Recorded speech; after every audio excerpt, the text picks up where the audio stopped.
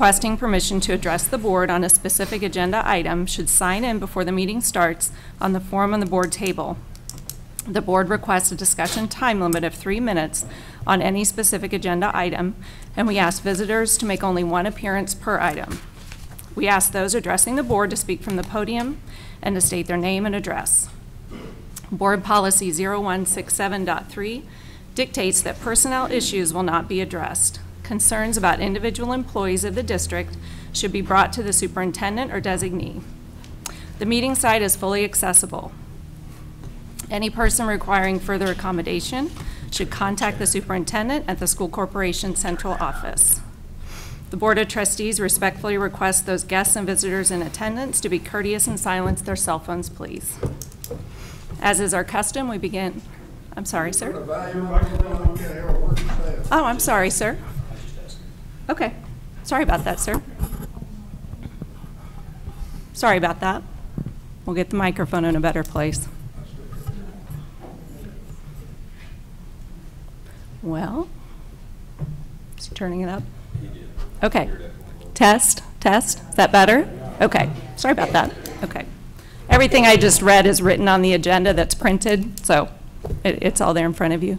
As is our custom, we begin with a prayer. If you'll bow with me, please. Heavenly Father, we thank you for the opportunity to be here this evening to do the work of the school district. We pray that you will guide us in our decisions that we make. And Lord, we pray for those as we enter into a week of fall break who are traveling. We pray that your hand would guide them and you would give them safety in travels, especially the high school marching band as they travel to Disney World. In Jesus' name, amen. Amen. Call to order, Pledge of Allegiance. Mr. Wyrick.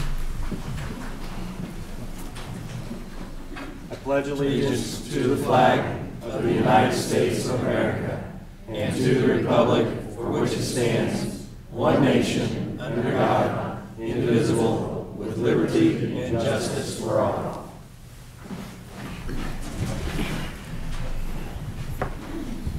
Roll call. Everyone is present this evening, which means we have a quorum.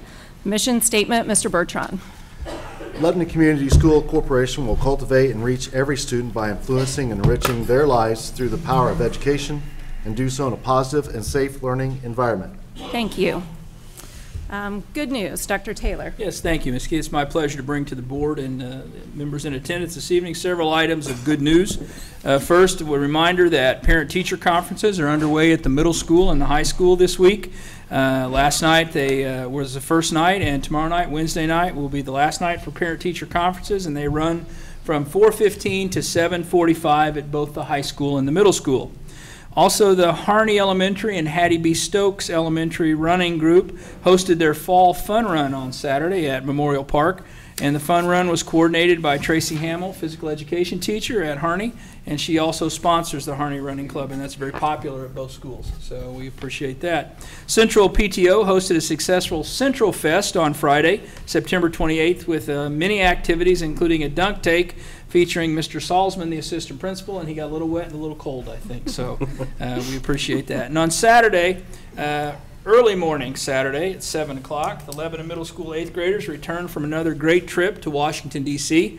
About 157 8th graders went to Washington, D.C., had a phenomenal time.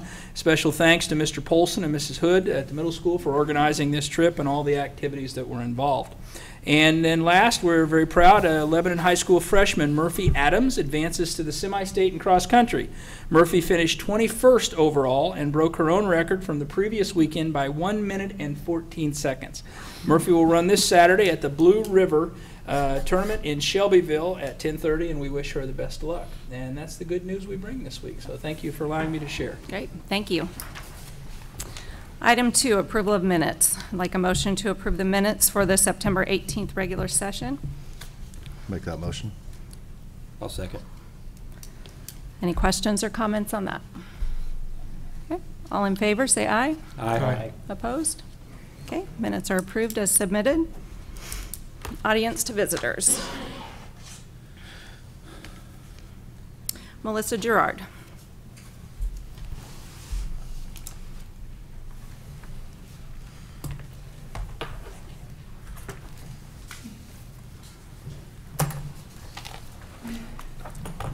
Melissa Gerard. My name is Melissa Gerard. I live at 1153 East, 150 North, in Lebanon and Canyon. I am originally inside.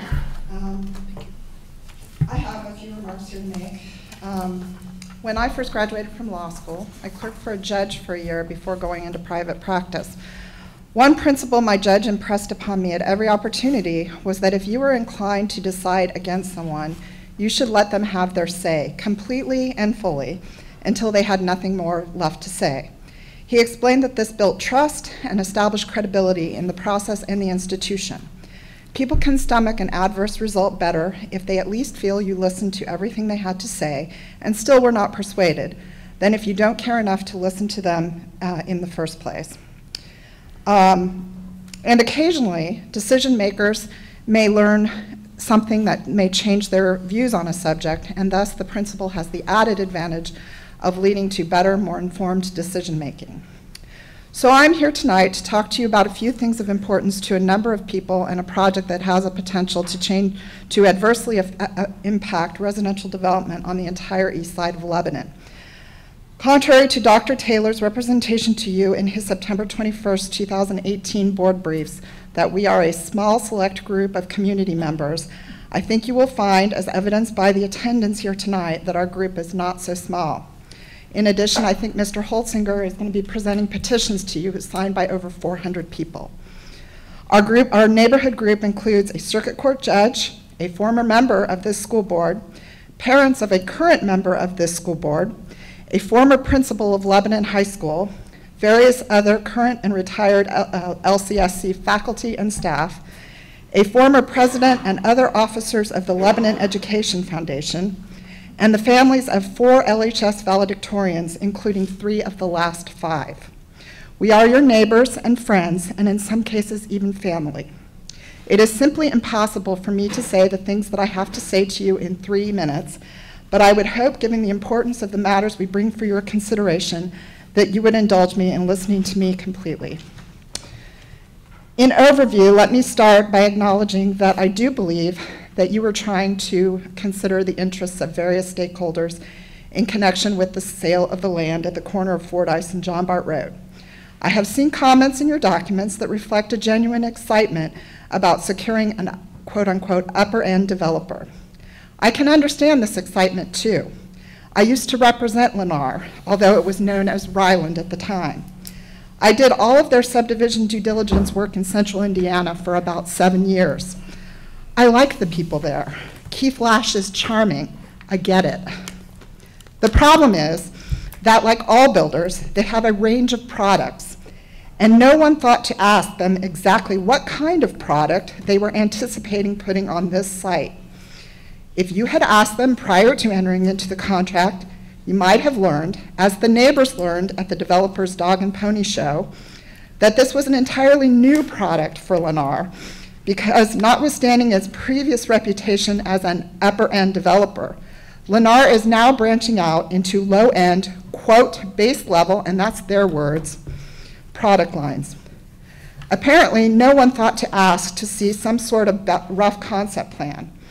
If you had, you might have learned that Lennar was anticipating a subdivision where 3/4 of the lots would be almost half the size of even the smallest lot in the adjacent Morningside subdivision, and that even the bigger lots, remaining 1/4 of the lots, would be approximately 40% smaller than the smallest lot in the adjacent Morningside subdivision.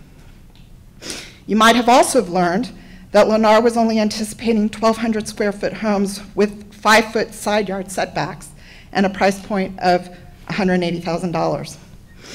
Contrary to Lennar's much touted reputation as an upper-end developer, I am here to disabuse you of any notion that you are getting a high-end development with this project. Dr. Taylor has expressed his opinion on various occasions that the school board has no role to play in the development process. That is not true, and it is not the law. Pursuant to Indiana Code 3674602C1B, this type of zoning change can only be initiated by a petition signed by property owners who own at least 50% of the land involved.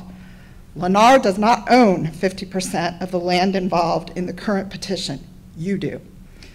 Thus, while Lennar is paying for the engineers and meeting with the planning staff, by statute, you are the real party in interest. It is filed in your name.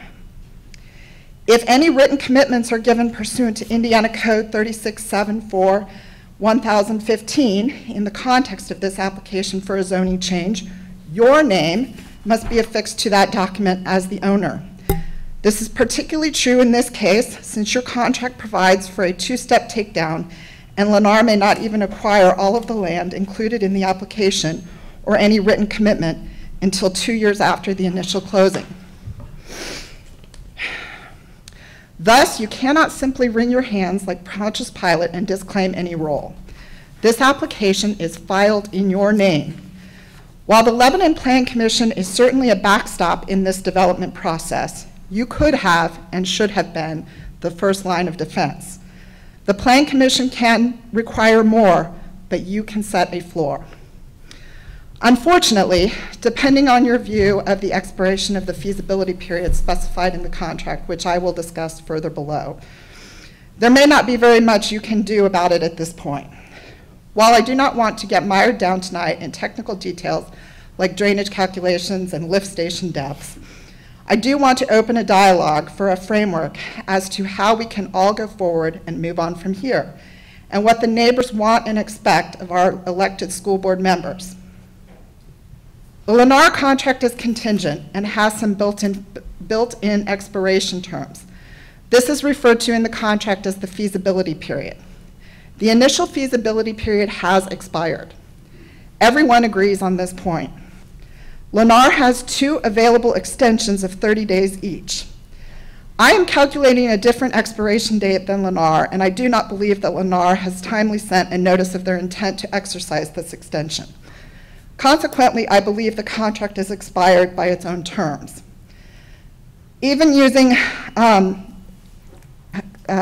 nevertheless, on October 2nd, Lennar sent you a notice of extension notice to exercise the first 30-day extension. Even using Lennar's own calculations, this extension will expire before they can get to the November Plan Commission meeting. If they choose to exercise it, they will be into the second and final extension before they can get to the November Plan Commission meeting. Given that, it is not entirely clear whether they will be able to satisfy the remaining contingencies before the expiration of the final extension of the feasibility period. And that's according to their own calculations, not mine, because I calculated an earlier expiration. The most important point that I want to convey to you tonight is that after that time period, if you renew, it's on you. You were under no legal obligation to renew. While you may not have appreciated just what this project was at the time you approved it initially, you know now, and you can no longer disclaim knowledge. You own it. So moving forward, what can you do? Here are my suggestions. Number 1, marketing. The public might have had more trust in this result if you had listed the property for sale. Because of the under-the-table way that the Lennar contract came to LCSC, you do not know that there are not other non-residential buyers for this property or other residential buyers, including local or custom developers, who might be willing to put better products on it. Those potential buyers were never even given a chance. I will tell you that I was on the land acquisition committee for the First Baptist Church a few years ago. We tried to buy this property for a church, but we were told unequivocally that it was not for sale. So instead of a church, which all of us would have welcomed as a good neighbor, you proposed to saddle us with a vinyl village. Number 2, process. Do not renew the contract with Lennar beyond the terms specified in the existing contract, and do not enter into any further contracts without a public hearing. I realize that you may not be legally required to hold a public hearing on this matter, but you certainly have the discretion to do so. This is an important public matter which has the potential to change the character of the entire east side of Lebanon, not just Fordyce and John Bart Road. It affects home values throughout Morningside, Stable Walk, and Millerwood, and it sets a precedent for what can be done on lands further to the north and east, including lands adjacent to Chadwick on the east. Public hearing would facilitate trust in the process and a better result substantively. The process for approval of the Lennar contract was less than transparent. It was approved at a special meeting, not a regular meeting, and neither the agenda nor the minutes even state what property was the subject of the contract and the meeting. And it even doesn't state whether it was talking about an acquisition or a divestiture. There is no way the public could have known what you were talking about or whether you were even a purchaser or a seller. Arguably, the agenda and minutes are not even sufficient to comply with the open access laws, but they certainly were not calculated to give full and fair notice of the business of the March 2nd meeting. Number 3, rezone the property prior to sale. You do not have to have a developer on the hook to rezone the property. You can do it yourselves.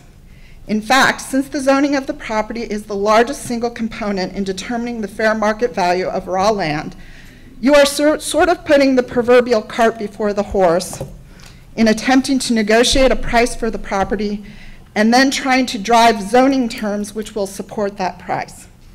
The attachment that I've passed out is sort of an analysis of that issue. I'm not going to go into further detail of that, but I would hope that you would all read it. The neighbors are not, we've submitted that both to the reporter, to the Plan Commission, and I think it's up on our Facebook site as well. The neighbors are not necessarily opposed to a residential zoning classification on this property, but we do not think it is fair for LCSC to get a windfall by driving a zoning classification that is more intense than the zoning classification applicable to the property when you purchased it. You are way more getting the benefit of your bargain with what they're applying for in your name right now. Number 4, deed restrictions. As a landowner, you have the same rights as any other landowner in the state of Indiana. You can impose deed restrictions that control the quality of the development that will occur on the property prior to sale. You can specify architectural standards, lot sizes, square footage, etc. This is done all the time, particularly when the landowner will continue to retain adjacent real estate, which you do. It is perfectly legal, and fortunately for you, you have one of the best development lawyers in Boone County representing you. Arguably, you have even more power in this regard than the Lebanon Plan Commission. It is not legal for them to specify minimum sale products for products in connection with zoning and platting decisions, but I think a landowner would have this right. There is certainly no downside to testing this theory. Number 5, due diligence. As previously stated, it does not appear that anyone even asked Lennar the most basic questions about their plans for the property. The school board never even saw a concept plan until more than 3 months after the contract was signed. On April 17th, Mrs. Keith did ask Lennar to make a presentation about site plans, housing designs, etc. The problem is, this was 4 days after the contract was signed, and you should have asked before the contract was approved. Number 6, contract terms. Like item 3 above, with regard to deed restrictions, you have the same rights as any other landowner in the state of Indiana to negotiate terms in the contract of sale that control the quality of the development that will result on the property, such as architectural standards, lot sizes, square footages, etc. Again, this is done all the time, particularly where a landowner will continue to retain adjacent real estate. It is perfectly legal. Am I doing something wrong there? Number 7, reserve approval rights. You basically gave Lennar a blank check to file whatever they wanted in your name. It is perfectly legal to reserve by contract the right to approve whatever the developer proposes to file in your name. You are the landowner. The developer needs your consent. You do not have to give that consent in advance before you have any clue what you are consenting to. In conclusion, as this matter moves forward, I think there are benefits to all from having a more transparent process with more due diligence and actively soliciting the opinions of other stakeholders in this process. Prior to any renewal of the Lennar contract or entering into any new contract, we would request a public hearing. Thank you. Thank you.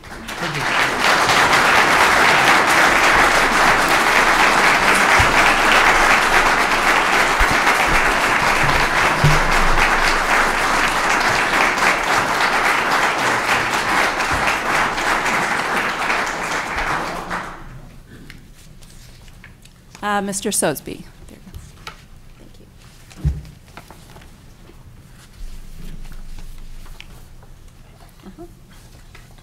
My name is Kevin Sosby, and I'm 1385 North John Bart Road, and I appreciate the opportunity to speak. My topic is kind of on the same general area, but is a little off than most people are. My concern is with the using the middle school as access to and from the property. I understand Dr. Taylor's concern about having two means of entrance and exit to the school for a safety point of view, especially fire or whatever. You need more than one access to a property like that. However, by allowing the developer, any developer, whether it's the present one or somebody else that comes in and puts either 2 or 20 or 200 houses out there, the issue is, in the mornings, yes, it'll be a godsend for traffic flow to and from the school. However, you're going to have that same traffic flow all day long, and Grant Street is a very congested street. And I guarantee you, people in that subdivision and anybody else that lives on that side of town, if they want to get to North Lebanon Street, that's going to be the fastest way there.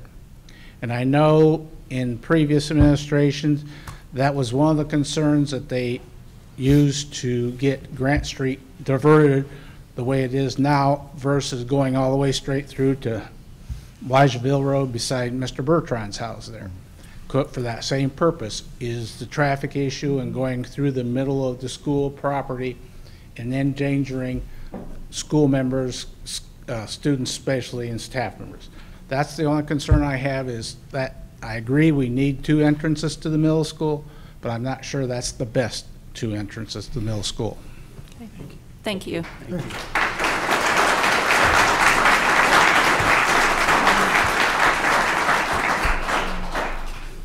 Mr. Holzinger?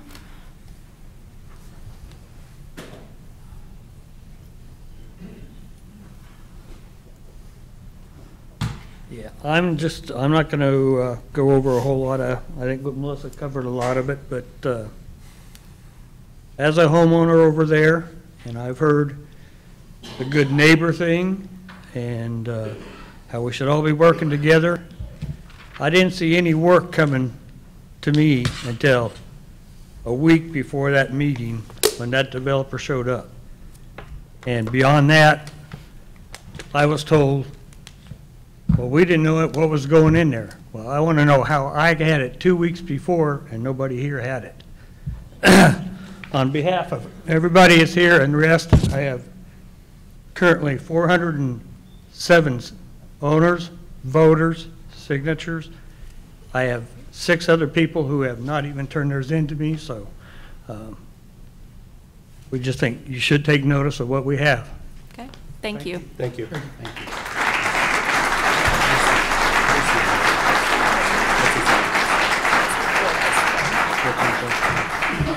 And just to read into the record, Mr. Holzinger lives at 14, is it 23 Fordyce Road? Is that correct, sir? Okay, thank you. Mr. Wright?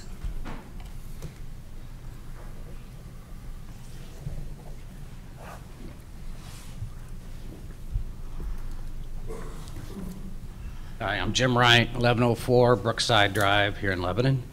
And I think I was the school board member mentioned by Melissa that has gone to the meetings, and I was sitting over there when we bought the property 20 years ago.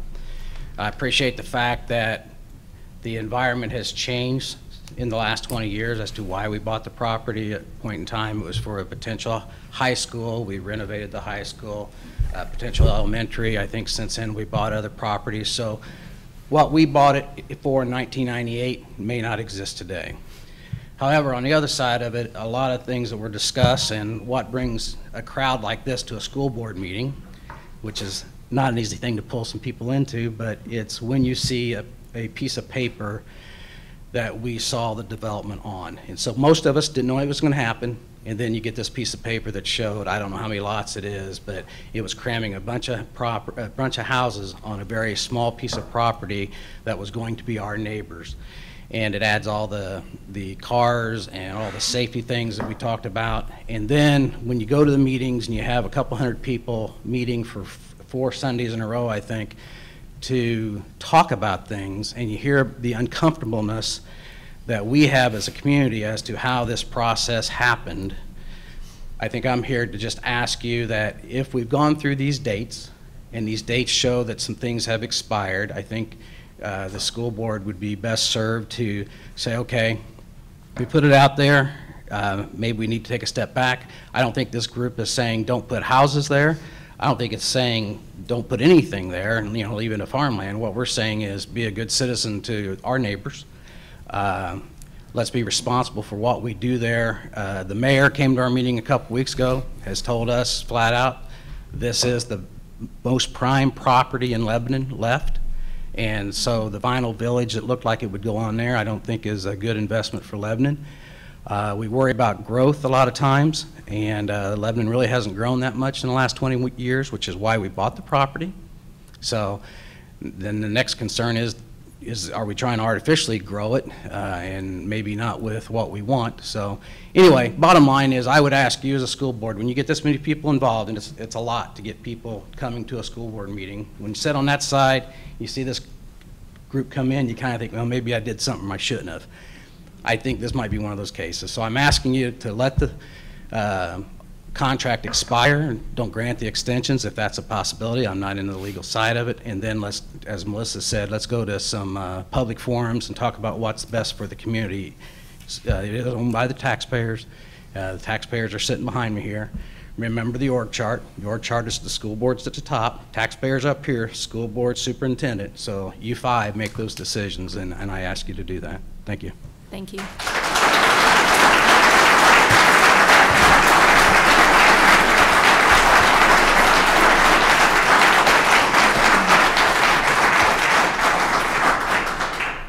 Mr. Harris?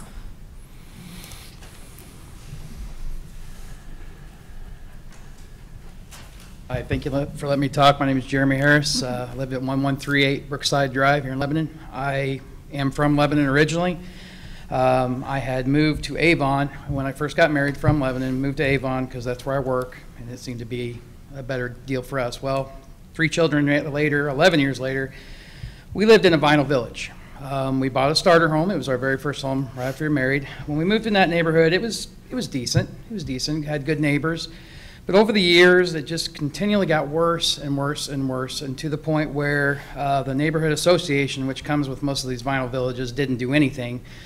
They were nitpicking on whether you had the right kind of numbers on your mailbox, but they weren't worried about the neighbor who was missing complete and total siding off the top of their house, or the abandoned parked car that's sitting in the street, where kids were constantly darting back and forth on. And I don't know if any of you folks are familiar with Avon, but the traffic in Avon is outrageous. We've been putting more neighborhoods in here. I don't think that's going to help Lebanon any with the traffic. I mean, it's, like I said, I was here. I was born, raised here.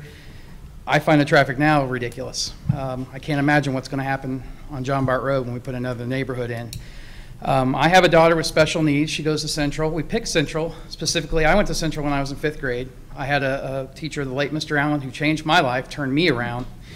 I wanted my daughter to have that experience, go to Central, be at a good school. I'm not saying the rest of Lebanon schools aren't great. I went to Perryworth. I wasn't a big fan, but I loved Central. It was a great school for me to go to. And we're having trouble getting attention paid to my daughter's problem. I can't imagine you bring in other kids with that.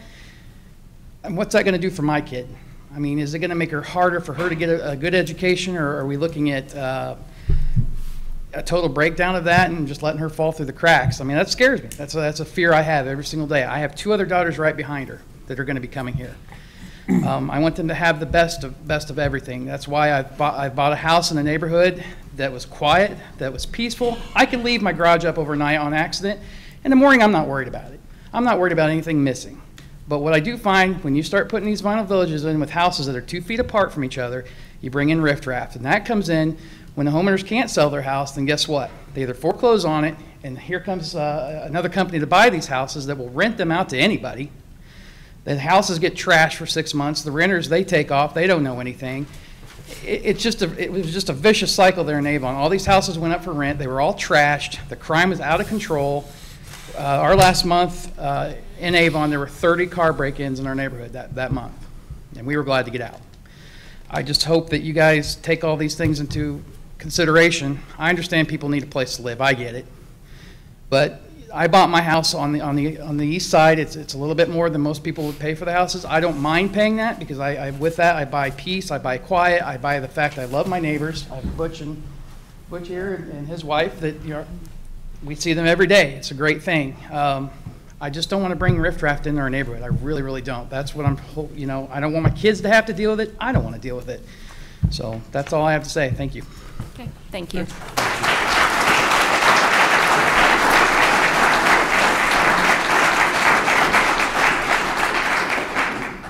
Mrs. Terrell?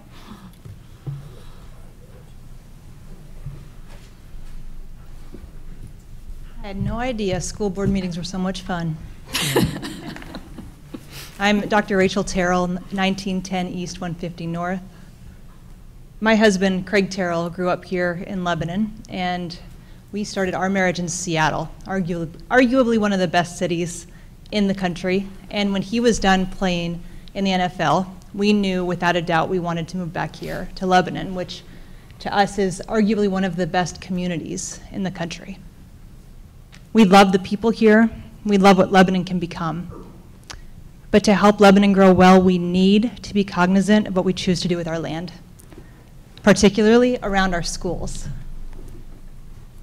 I don't know if you guys have driven to other schools to kind of see what it feels like as you're driving up to the school, but that gives people that aren't from that area an idea of what it means to be a part of that community. And so for me, if you're driving in or around our Lebanon schools, that should be the property that we take care of more than anything, so that people from outside know this is a great community and this is a reason we should want to move here. I heard tonight and I see that Lennar pulled a bait and switch on you guys, and I get that. But I'm excited, and Melissa kind of outlined how we can get around that now. If we let their contract expire, it's easy then to be able to open it up and to be able to see who's out there that wants to build a beautiful park, a green space, a church, a gorgeous neighborhood, something that's going to bring people in, that they can bring in the money that you need that to be there, maybe more than you already have, maybe not, but you're preserving a community and you're preserving the idea of what it means to live in Lebanon. I don't know how many of you have children or grandchildren. You want them to want to be back here, because I'm hearing now that not everybody does. I want them to be as excited as my husband was to move back here. And this vision and the dream can be a reality, and we need you guys to take action for us. And I ask that you please consider doing that so that this community can stay a charming, beautiful place that people want to be for a long time. Thank you. Thank you.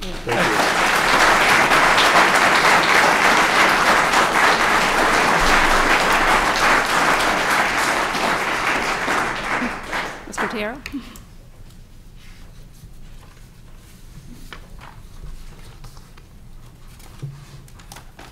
Rachel is the beauty and the brains of this operation, so I'll be brief.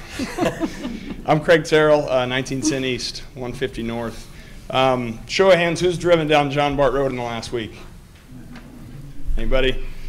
2 regular-sized cars pass each other. It's sometimes pretty tight. So I think safety is probably the biggest concern for, I know, our family and probably everybody else here. I rode my bike up and down that road every day as a kid. I don't know if that'd be possible if you add 400, 500 cars. So packing that many houses into that tight of a spot is just going to add a lot more congestion to that road that I think everybody here has to consider. I don't think safety is the concern of the home builder. That's not what home builders do. They build homes. You guys can have that concern. It's in your mission statement. Safety was right in there for the kids of this community. So look at that long and hard as you make this decision, that this is impacting kids that are going to our school who are going to be traveling up and down that road. Finally, this is LMS's backyard. So when a family comes to tour Lebanon Middle School, they're going to look over and either see a great neighborhood, nice homes, nice big backyards, or going to see packed-in houses. And, you know, if you're making your decision where you want to go to school, what you look over and see right next to that school is going to have an impact on that. Thank you. Thank you.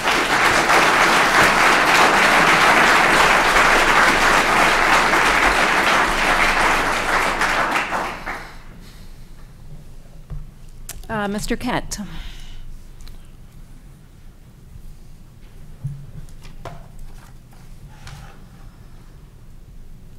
My name is Steve Kent, and I agree with everything that's been said here tonight.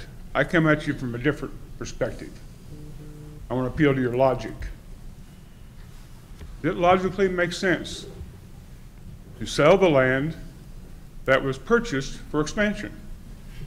That's the reason it was purchased. And homeowners' taxes went up to purchase that land. Now, if you sell it today, I don't know, do you put that money in the fund for future building? Do you use it? But later, as we all know, Lebanon's going to expand, more houses, more children, and you're going to have to build new schools and acquire new land. Why? You have the land. That's the reason it was purchased. Logically, it makes no sense to sell that land to a development when you're going to need it for expansion. Thank you. Thank you.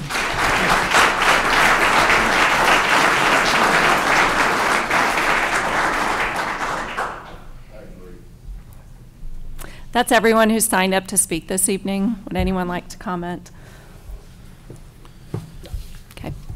I thank everybody for coming out. I mean, we're going to listen to you. We appreciate it. This is an overwhelming crowd. Usually there's 6 people here. So thanks for coming out and letting us know how you feel, and we're going to talk about it.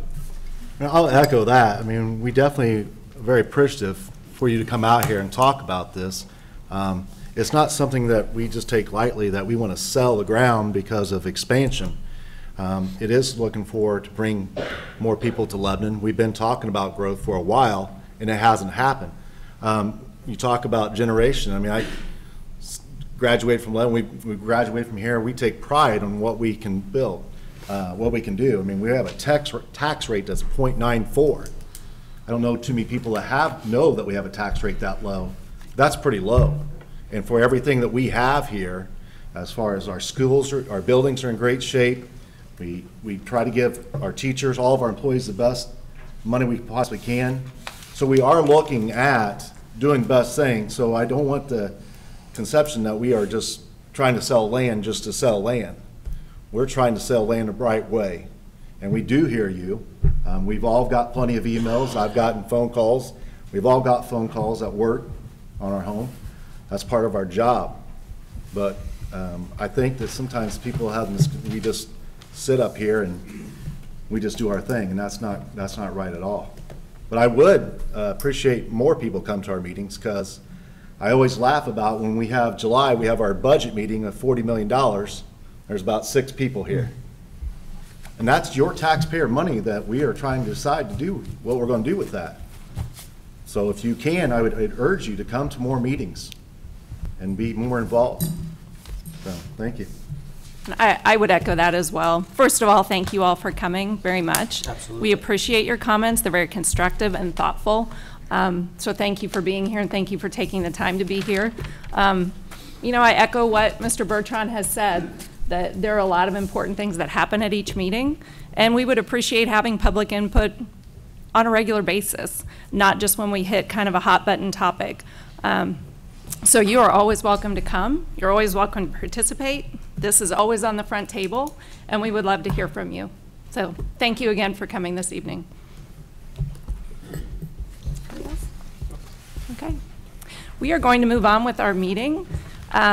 If some of you would like to depart before we go on with our meeting, you are welcome to, but I will give a couple of minutes for that to happen before we go into our next discussion.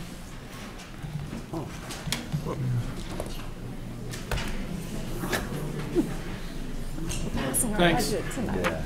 This is your 7 points. Good, how are you? I tried to write it down, but were your 7 points in there? I didn't. Okay. Your writing's a little better. No view, so. Yeah. Where are you going? Pardon?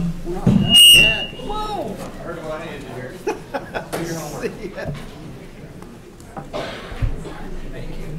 Thanks for coming. Appreciate Yeah, it. thanks for coming, Jim.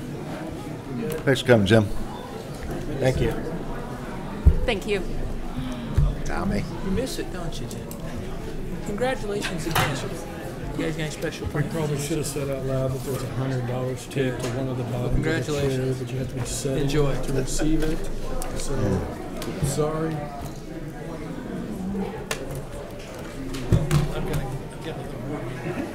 Thank you, Mr. Francis. Thank you for being here. I'll get that stuff to you tomorrow.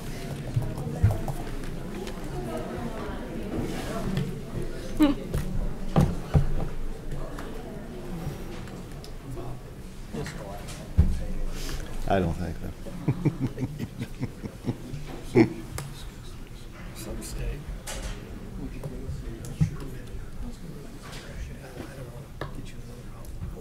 Says can't we?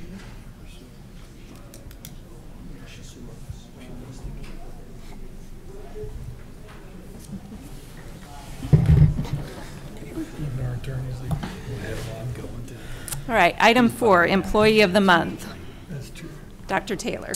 Well, thank you very much. As is our tradition, every other month we are honored to recognize an employee that contributes to the overall success of the school. And at this time, it's my privilege to ask Michelle West, who is the administrative assistant at the Maintenance and Building and Grounds facility. Michelle, would you come join us, please? Michelle is basically the glue that keeps the department running. And I've had the privilege of working with Michelle, and I know hearing from Don and his people, it's like wrangling cats down there sometimes. It's always good to bring it out. So on behalf of the school board, it's my pleasure to present you with just a small token of appreciation, a plaque that recognizes you as an employee's month, and a small gift card that we'd like to share with you. And I want to thank you. I know speaking with Don and knowing how those things work, it's so important to have someone to organize, keep track of, keep focused, keep going and keep going.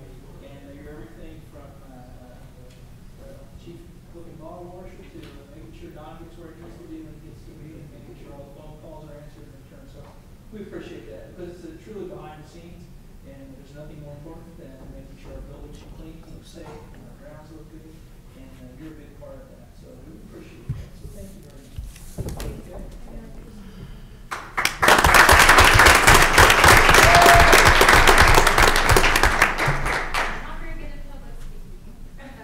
I do want to say that I didn't realize when I first came here that there was so much involved in keeping the school district running. And I just want to, I really enjoy working here, and I want to thank John and all the workers and all that department staff for helping me learn everything that needs to be done. So thanks, and thank you for everything. Thank you. We appreciate it.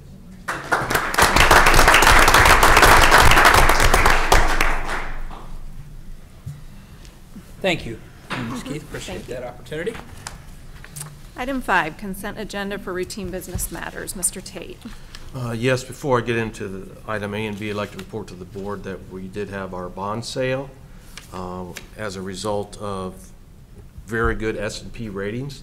We were able to obtain a bond sale interest rate of 2.39% plus a premium, which is basically a payback to us of $32,000, which will be used for the first debt payment on this. Bond ratings are due to very good audit reports, a good financial situation, a good assessed value, I mean, right across the board, we were checking them off, so compliment all to everybody involved with that. Also report to the school board that the building trades house that was built last year has been sold to a new owner, and the building trades board has contributed $7,500 back to Lebanon Community Schools as support for that program. So I want the school board to be aware of that. At this time, financial report, as our monthly financial report shows these percents expended as of September 30th. Our general fund at 73.04%, transportation operation at 68.06%. I'd ask approval of claims for payment of 46704 through 46937, and the payrolls dated September 28th and October 12th. The claims total $1,999,888.35. The payrolls total $1,564,771.32. The total of $3,564,659.67. That's approval of those at this time. Okay, thank you. I'd like a motion to approve the claims for payment numbers 46704 through 46937 and payrolls for September 28th and October 12th, please. I'll make motion. Second? I'll second. Any questions on that? All in favor, say aye, please. Aye. Opposed? Okay, those pass, and Thank you. that was good news as well that you shared. Thank you. Item 6, agenda for routine staff matters. Dr. Thank you. Taylor. And Ms. Keith, in keeping with past practice, I would ask the board to consider as a consent agenda items listed under classified staff, certified staff, staff communication, and extracurricular accounts. Some highlights of the presentation under the routine staff matters this evening. We're presenting for the board's consideration and review certified staff positions as instructional assistants at Harney and Perry Worth, and in-school suspension coordinator or supervisor for the middle school, 2 food service workers, and 2 custodians. As also been our past practice, we're coming to the board this evening with a request for approval of our 2018-2019 recommended pay scale for non-certified staff members. Those would be classified staff members, to include the hourly and wage workers that are with both food service, transportation, building and grounds, and those that are supporting educational. That stipend and both step increase comes approximately to about a average, depending on the hourly worked, between a 1.5 and a 3.5% pay increase for those employees. So on those employees that are hourly, there would be not only a step increase, but a percentage increase if they had the appropriate positive evaluation.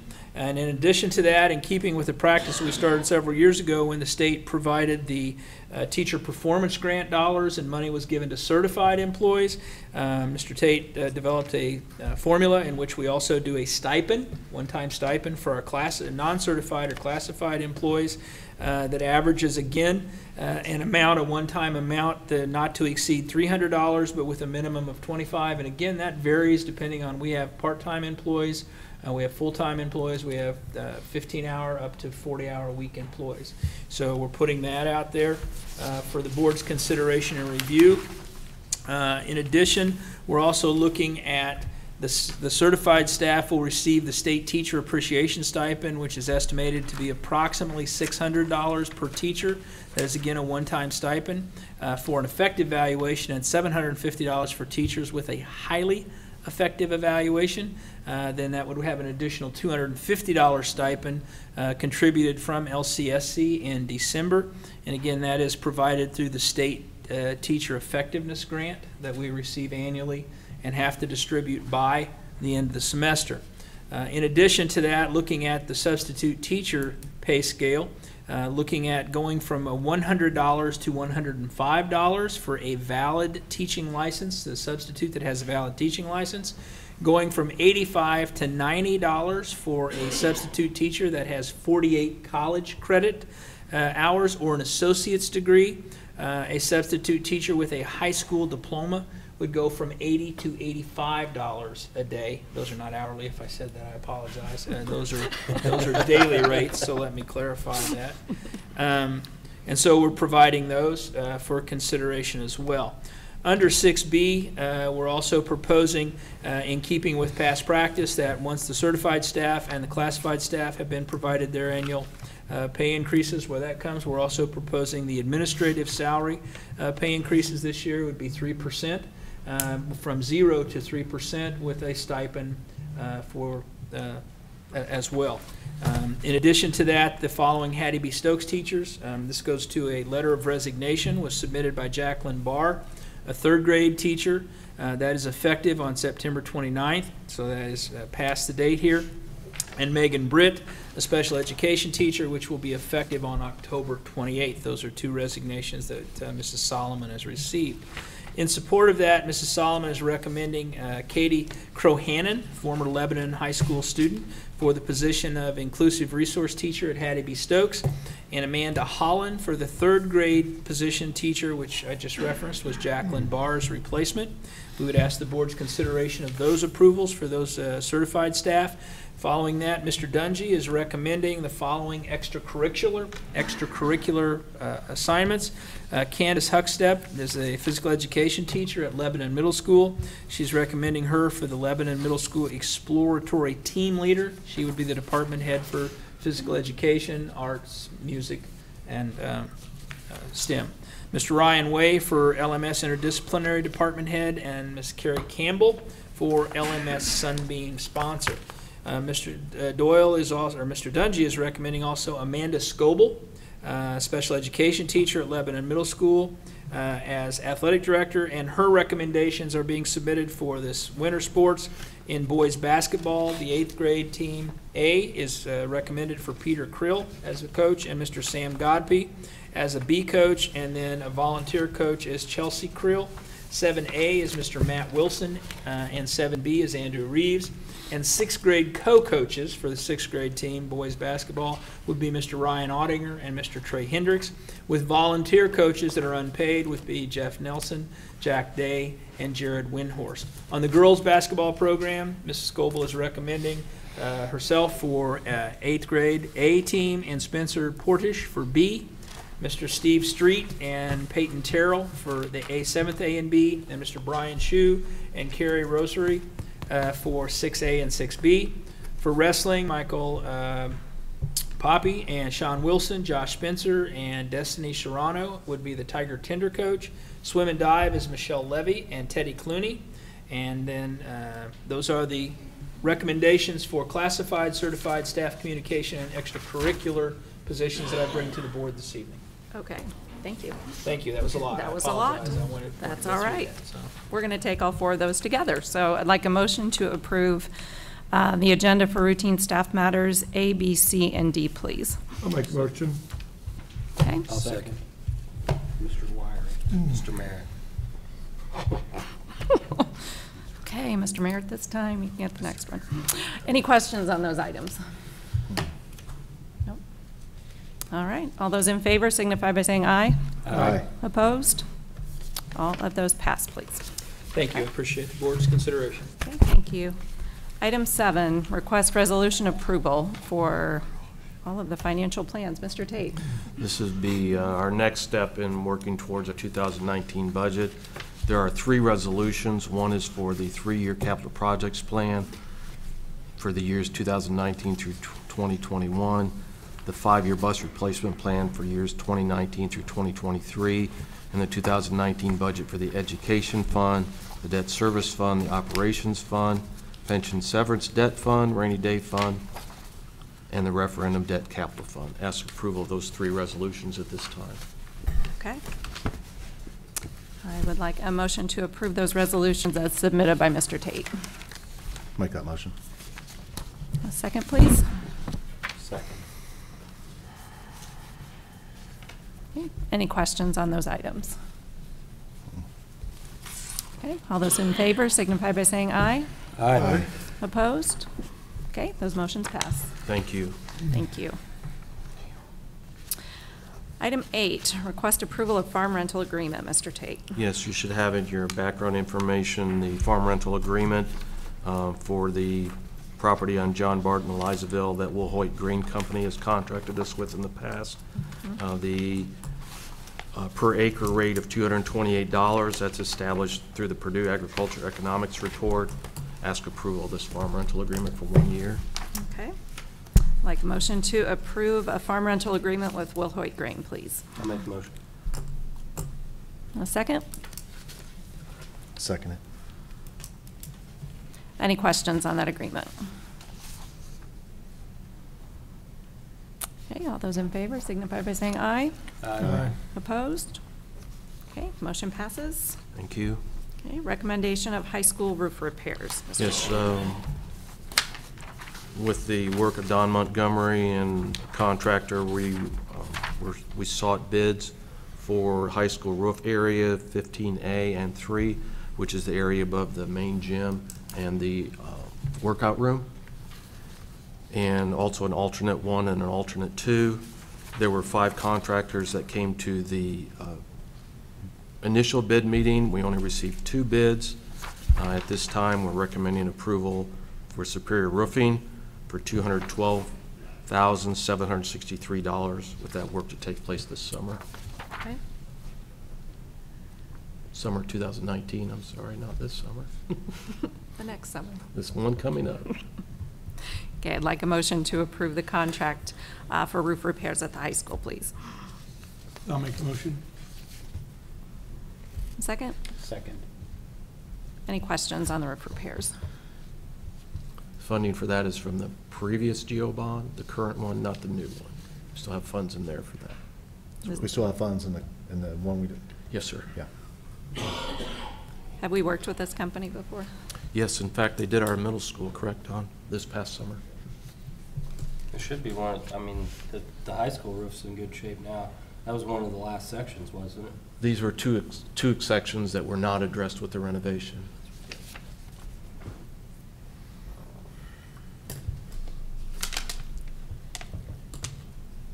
Any other questions?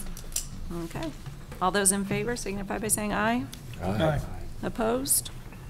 Okay, motion passes. Thank you. Thank you. Approval of in-wall contract, Dr. Taylor. Thank you. As we've talked for a number of months in the past, there continues to be an increasing need for mental health support services from all of our students from kindergarten through 12th grade. This is not a state-funded asset that they provide for us, but in looking through some of the needs of our students that go outside of the academic area, we felt that it was extremely important, and we saw a continued increase in the need for providing mental health services. And that is not only therapeutic and counseling services, but also goes to helping with medication and working with family issues. And so we've been very fortunate in years past to have a very good relationship with Inwell. We work with a number of providers and will continue, but we were looking for a consistent presence that we felt was critical, that principals could rely on, teachers could rely on, counselors and medical personnel in our school. So through that pursuit and working with Inwell, we have provided for the board's consideration a contract this evening in which we will have a minimum of 6 full-time therapists or counselors present in each school, not 6 per school, but we'll have 1 in each school. And then we will also have access to 3 full-time life skills specialists that will be available to provide not only direct services, but also resource to our current staff, as well as the counselors, as well as families that may need those services. Those will be provided regardless of insurance qualification or need. It will be a definite needs-based. This is a step that we feel is critical for us to address some of the increasing student emotional issues and family crisis issues. I applaud the board's willingness to take this on. The contract amount is $12,000 per month. We have the funds budgeted to pay for that. We'll start the contract January of 2019, and it will run concurrently through December of 2019. Mr. Franson has reviewed this. We've had multiple meetings with Inwell and their representatives. We are quite confident that this is a very positive addition, and I would ask the board's favorable consideration for authorization to approve this contract so that we can implement these services beginning January of 2019. Mrs. Clark here is managing member of Inwell, and I think she's available to answer any questions. And the contract, again, the board has had for several months to review. We've kind of gone through and fine-tuned a few things, but I think I'm completely satisfied with the terms of the contract. Okay, Okay. thank you. I'd like a motion to approve the MWAL contract as submitted. So moved. I'll second. Okay, thank you. Any questions or comments on that? I think this is, it's a great thing. We've talked about this for a couple of years, and I'm interested to see how does the building principal get with our counselor at the school, or does who gets a hold of Inwell? Well, Inwell will have a presence in each building. Okay, And yeah. so, for example, at the high school and middle school and at Hattie B. Stokes, we have a counselor or a student services provider. They will deal with the principal in referrals and in working with not only long-term solutions, but also crisis intervention. We have, unfortunately, a number of those crisis situations, whether it's a trauma at home or it's a substance abuse issue. At the schools where there's just a principal or and the assistant principal, they'll work directly with that individual. But Ms. Clark also has a presence in all the schools currently, and so she will continue to be kind of Inwell's monitor. But the principal will have direct connection to those Inwell counselors and those life skills reference points. And Inwell is located here in Lebanon also, correct? They have, I believe, 2 locations now right here, and they also have a presence at Witham Hospital, Okay. Working with adult kind of intervention as well. And so it's kind of a continuum of services. We see that, and our past experience with Inwell has been they really don't define it by who can pay and who can't pay or what services can we provide. They really are a total service provider, and that they look at the whole situation and the whole child, and they provide the services necessary. I think this is awesome. Is this something that this Inwell person, will it be like confidential, or will they be housed by the counselors, or how will that be handled? Is this a sensitive issue when a child needs to see the Inwell person? Or? There's always the confidentiality that's in place, but there could be referral made by a classroom teacher, made by a school counselor, made by an administrator, or made by a Inwell counselor through, say, a sibling that they're dealing with. And the confidentiality is maintained within what the educational requirements are. So there is times in which the counselor and the school service provider, whether that's a special needs teacher, regular classroom teacher, school administrator, will have conversation. But there's also will be family counseling time in which the Inwell individual, and that's the way it's structured now, will work with parents or a parent or a custodial guardian. So the focus is to address both the issues that a child may have with regards to mental health, but make sure that the services that are provided are in support of the educational programming. And so there will be that level of communication, but it won't be where confidentiality is needed, then that's currently in place and respected. If there's need to know, but that's the best way I would describe it, a need to know basis. If there are employees that need to know. So if I'm just a 5th grade teacher and I see another teacher's student going down and visiting the counselor, that's not a need to know. But maybe that classroom teacher would need to have information that would help them formulate an instructional plan. So there's no clear definition. It's more the confidentiality as outlined by the needs of the situation, but also in how you engage the total services, whether it's the teacher, the school counselor, the Inwell counselor, one of the life skills coaches, whether it's another resource that Inwell pulls in from Witham, or one of the other resources they have. So there's multiple opportunities to work with the child. This is very complex. Again, in my 13 years as superintendent, we've only seen this situation grow in need and urgency. As Mr. Bertrand was mentioning, it's been something we've been looking at for years. My focus this year, working through different associations at state level, is this should be funded at a legislative level. But it's been left up to local decision, and we're fortunate enough that we have the funds available, and fortunate enough we have the relationship with Inwell.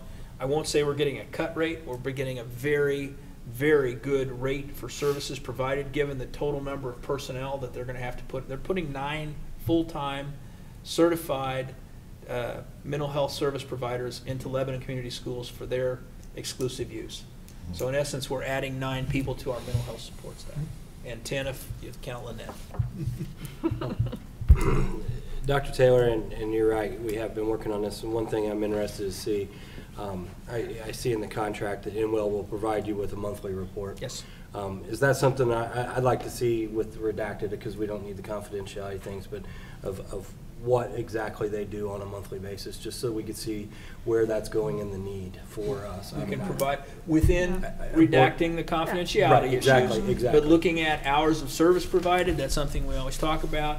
After hours service, was there a wraparound kind of situation where the counselor had to work with a family on a weekend or at night? How many families, how many kids, how many? Exactly, and that information, and Lynette has always been good, and Inwell, I should say, but Lynette. I think that would be something that would be. I believe that's important, in our and we'll interest to provide see, that. And we can provide that through confidentiality of our board briefs every week. But I think it's a 1 month picture is what we'd look at, so we'll have a January, February, March. Absolutely. Okay? Thank you. Thank you. Thank you. Anything else on that? All right. All those in favor of approving the Inwell contract as submitted, signify by saying aye. Aye. Opposed? Okay, motion passes. Thank you. And so with the board's approval, I also would request your permission to sign on the board's behalf of the contract that we have here.